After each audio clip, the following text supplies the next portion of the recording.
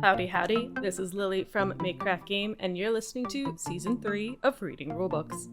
If you're listening on YouTube, make sure to like, comment, and subscribe, and check out makecraftgame.com for more content.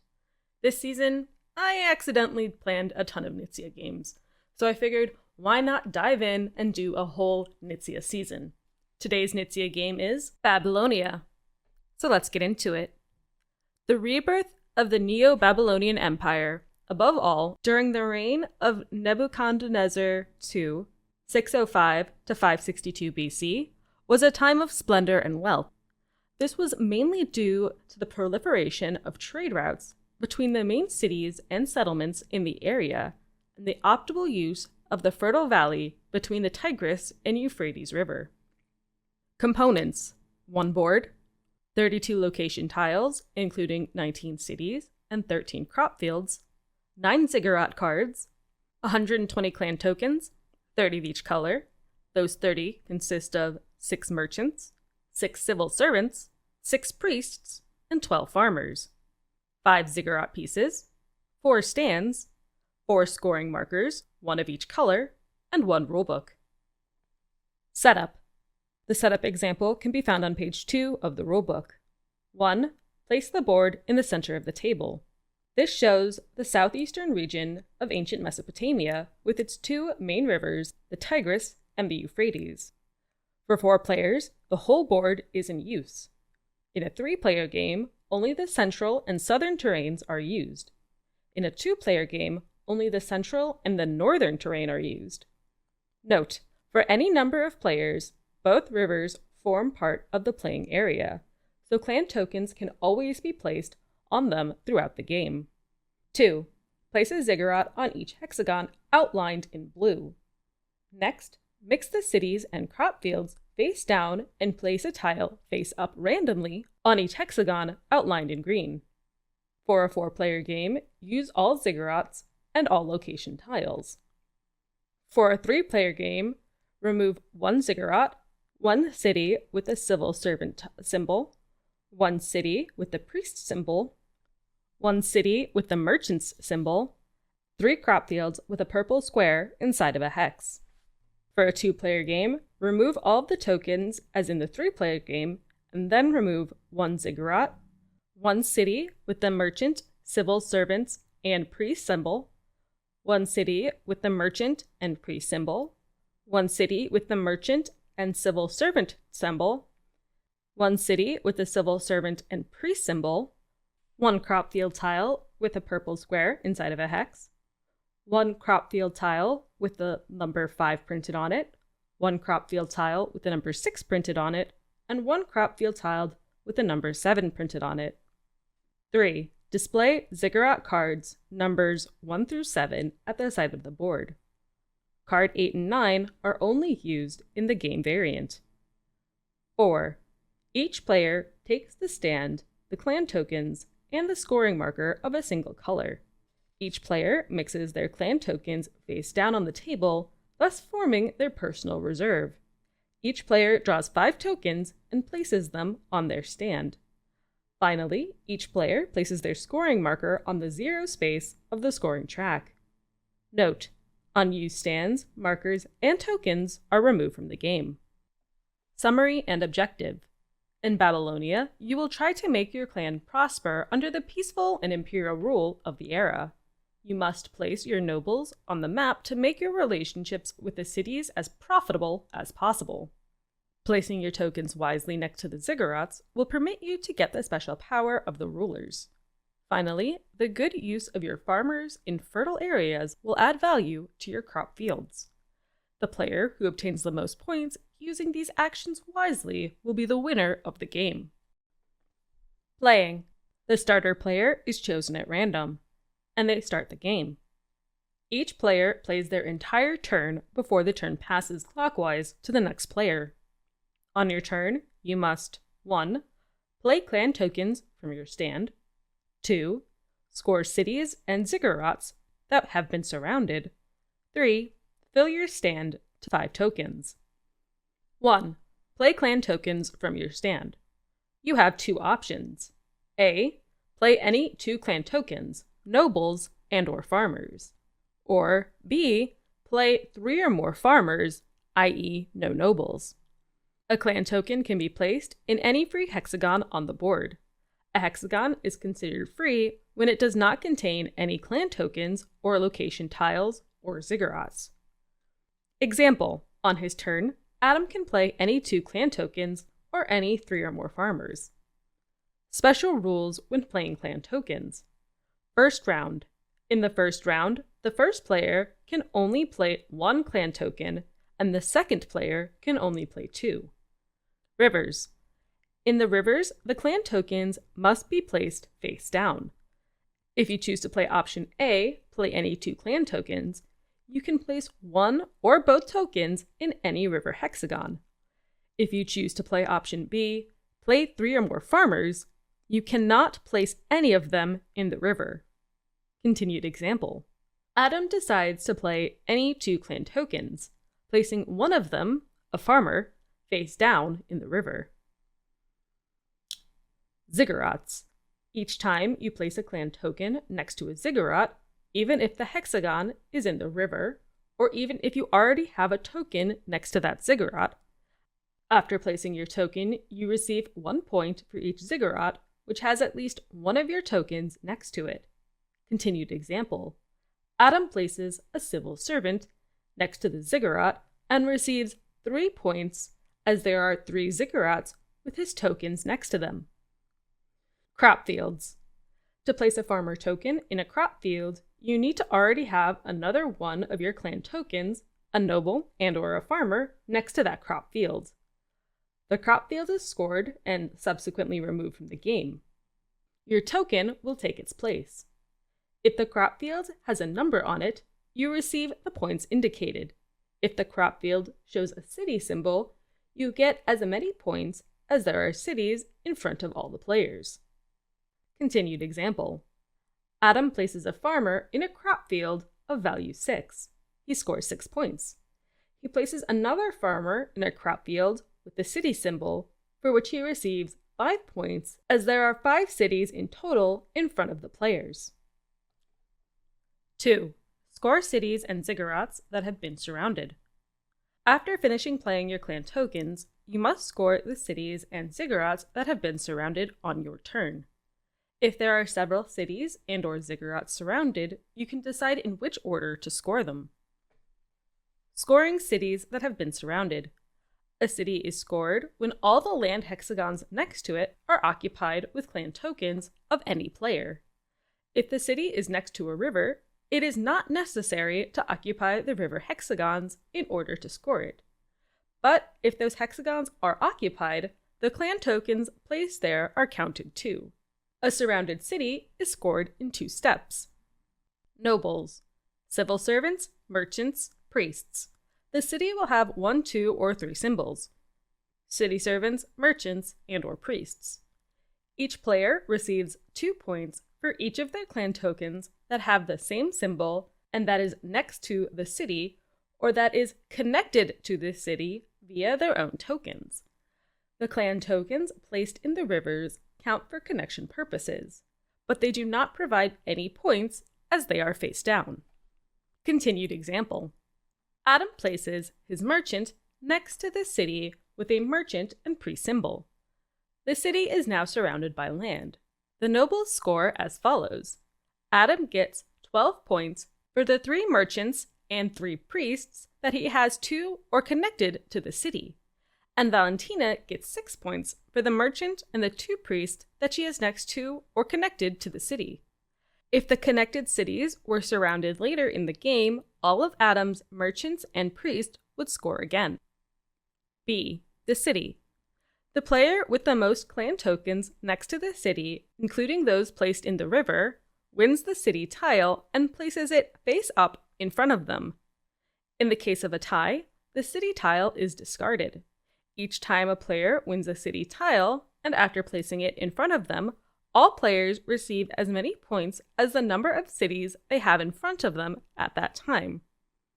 If the tile is discarded because of a tie, no one receives any points. Continued example. Adam wins the city tile. Now he has 4 city tiles in front of him. Nora has 3, and Valentina has 2. Therefore, they receive 4, 3, and 2 points respectively. Note: after removing a city tile, the empty hexagon is now available, so that any clan token can be placed there. Scoring ziggurats that have been surrounded. A ziggurat is scored when all the land hexagons next to it are occupied with clan tokens of any player. Like the cities, if the ziggurat is next to a river, the river hexagons do not need to be occupied in order to score it. But if those hexagons were occupied, the clan tokens placed there are also counted. The player with the most clan tokens next to the ziggurat, including those placed in the river, chooses one of the available Zigguart cards and places it in front of them. In case of a tie, no player gets a Ziggurat card, but none of them are discarded either. The ziggurats remain in the same place on the board throughout the game. Example: all the land hexagons that surround the ziggurat are occupied, and it is therefore scored. Adam has 3 tokens next to the ziggurat, Nora has 2, and Valentina has 1. Therefore, Adam can choose one of the available Ziggurat cards. The ziggurat stays where it is. 3. Fill your stand to 5 tokens. Once you have finished scoring the surrounded cities and surrounding ziggurats, if any, you must draw clan tokens from your personal reserve to fill up your stand, so that it has 5 tokens again. If your reserve has been exhausted, continue playing with the tokens that you have left on your stand. End of the game. The game ends immediately when, at the end of a player's turn, that player no longer has any clan tokens on their stand, or only 1 city or no cities remain on the board. The player who has the most points is the winner. In the case of a tie, of those players who have tied, the one who has the most cities in front of them wins. If the tie persists, the tied players share the victory. Game variant. After playing several games, players can agree to use the following variant. Setup. Step 3. Choose 7 of the 9 Ziggurat cards at random and display them at the side of the board. Remove the remaining 2 cards from the game. Ziggurat Cards. After winning a ziggurat, choose one of the available Ziggurat cards and place it face up in front of you. You can have more than 1 card at any one time and combine their effects. The infinity symbol reflects a permanent effect. The ×1 symbol is a one-time effect. 1. Receive 10 points immediately. Next, turn the card face down. You cannot use it any longer. 2. Play an additional turn at the end of one of your turns, that is, after refilling your stand. Next, turn the card face down. You cannot use it any longer. 3. From now on, you can have 7 clan tokens on your stand instead of 5. 4. From now on, you can play exactly 3 different nobles face up, a priest, a merchant, and a civil servant, instead of any 2 clan tokens. 5. From now on, you can also play a noble face up when you play 3 or more farmers. 6. From now on, you can place the noble in the crop fields, even without having one of your clan tokens next to those crop fields. 7. From now on, when the cities are scored, you will receive 1 additional point for every 2 cities that you have in front of you. 8. From now on, all the free land hexagons of the central area between the 2 rivers serve to connect your clan tokens. 9.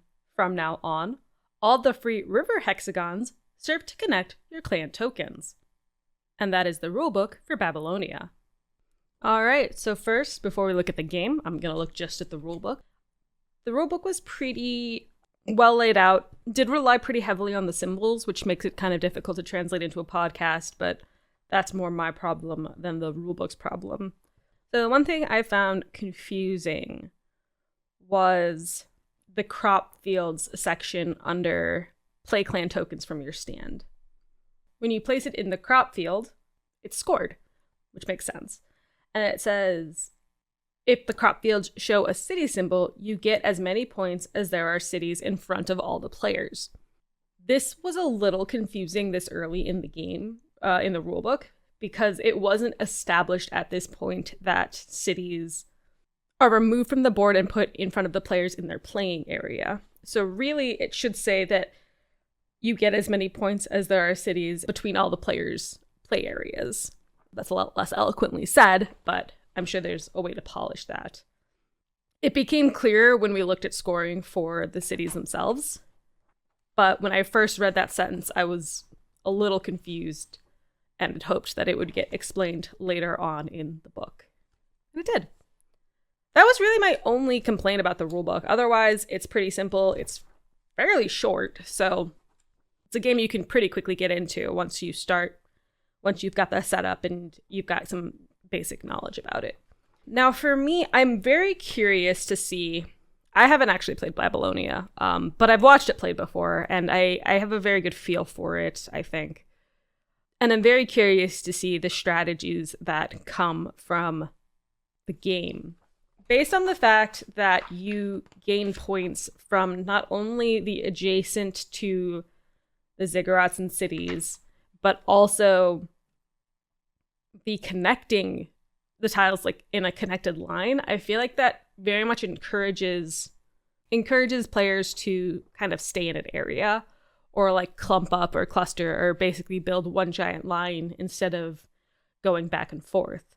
But that's what the cities, the ziggurats, encourage you to put one at each of them because then you can keep scoring points whenever you put one on more before they get filled up. I do also find it really fascinating that when a city is removed from the board, you can actually fill in that slot. That's pretty different.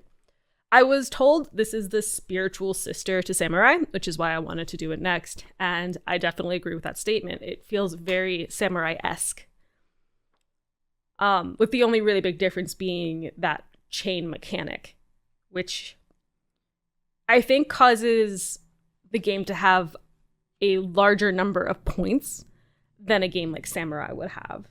There's a lot of opportunities for scoring, and every action, whether it's surrounding, whether it's placing next to a ziggurat, placing in a crop field, or scoring the cities and ziggurats that have been surrounded, there's a lot of points to get there, especially considering how nobles cost 2 points per noble connected to that city. And the fields themselves can offer some pretty high points. I think the highest point value we saw in the rulebook was 7, which is still a lot. 7 points for one tile lay is honestly quite impressive. Now, the one thing about this game that I am very curious about, I think, would be the Zigguart Cards. The first 2 are pretty interesting. I mean, receiving 10 points, pretty great. I don't think anyone's going to argue about getting 10 points. Getting an additional turn, again, another good advantage. The permanent effects are a little more interesting, and their impact on the game aren't exactly obvious to me. So you have 7 tokens instead of 5. Having more options is typically always a good thing. Then cards 4 and 5 allow you to play more tokens within base 2 with like the standard 2 actions when you're playing clan tokens from your stand. And the game ends when one player gets rid of all of their tokens. So getting rid of them faster could give you an advantage because it means all of your pieces are out before the other players. And I'm wondering how big of an advantage that truly is, because I know in other games that require one person to be out of pieces, getting all of your pieces out first typically gives you that winning edge. Card 6 is fascinating to me. So to play on crop fields, you need to have a token adjacent to the crop field. And card 6 bypasses this. So you can just grab up those points. Now, by the time you get this card, maybe a lot of the crop fields are gone. So it might be more game dependent, but could be a very potentially good investment. And then card 7, just more points, more points, more points. 8 and 9 are really interesting. 8 and 9 are the variant cards, which are not in the base game. But they allow you to treat free land hexes or river hexes as if they were your own. So anything that's empty, you consider yours until it's filled. Which could be really advantageous when it comes to connecting your pieces. It allows a lot more freedom as well, because now when you're placing maybe across the board, as long as you can connect it by land or by a river, you're still gaining those points. And so it might take away that limitation earlier of that I believe the game has, where you want to kind of play in one area to keep that chain connection up. Just by looking at these cards, I can't tell which ones are the best. I would lean to think that cards 4 and 5 are, because again, I think placing more pieces down is always going to be more powerful, but I could be wrong. I do find the variant very interesting, as it gives some randomness to setup and then allows for each game to really be different by removing 2 cards, potentially removing the 2 strongest, potentially removing things that are impactful or not impactful. I don't know. I do think all of these cards have the ability to impact the game in a fairly major way. And it does depend on the order in which you're able to get them. Which leaves the question of how important are ziggurats over scoring points with cities. And that's a balance you have to find out in this game to get the best position. Thank you so much for listening. If you like what you hear, make sure to check out MCG on other social media platforms, or go to makecraftgame.com for more content. And I hope you enjoy playing the game.